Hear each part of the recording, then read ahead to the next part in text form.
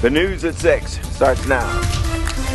And we start tonight with a remarkable email scam. And what's unusual is that those scammers actually got caught, which almost never happens. This week, a Greenbelt, Maryland man was sentenced to more than 7 years in federal prison, and 5 more men pleaded guilty and are waiting to find out how long they'll be going away. Here's Scott Broom to tell us who they are and what they did. There's another one. You ever wonder who sends you these emails trying to rip you off? I mean, it's like endless on here. Yeah, me too. I wonder. Well, here are some of their friends. Meet the guy who calls himself Al Banki, a flashy 24-year-old Cameroonian, real name Aldrin Fumukong. That's a Bentley there. He bought it a while back. Smoking, no cooking, the hot box. Here's a video he made of himself. The guy lives in Greenbelt, claims to run a video production business.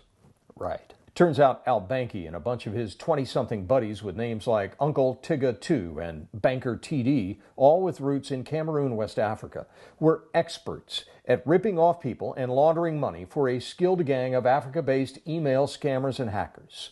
These guys were experts at something you've probably heard of called spear phishing.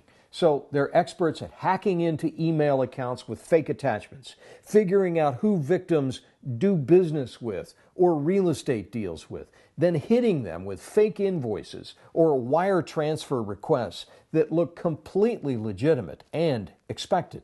The scammers victimized at least 13 individual and business victims located throughout the United States, according to documents in the case, using false wiring instructions from spoofed email accounts, which resembled legitimate title companies, vendors, and other businesses and individuals from whom the victims were expecting wire instructions.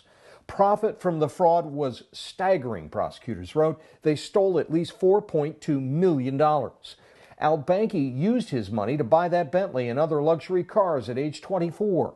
One conspirator named Carlson Cho was a Marine veteran and Bank of America employee, a position which allowed him to fraudulently authorize large wire transactions to launder or attempt to launder victim funds to bank accounts outside the United States, including South Africa, Cameroon, the Czech Republic, and Poland, prosecutors wrote. Researching all this, I read this report from Kaspersky Labs that said 48% of all email traffic is either spam or junk or some attempt to rip you off. Al Banki and his buddies from Greenbelt, some of the few who ever get caught. Scott Broom, WUSA 9.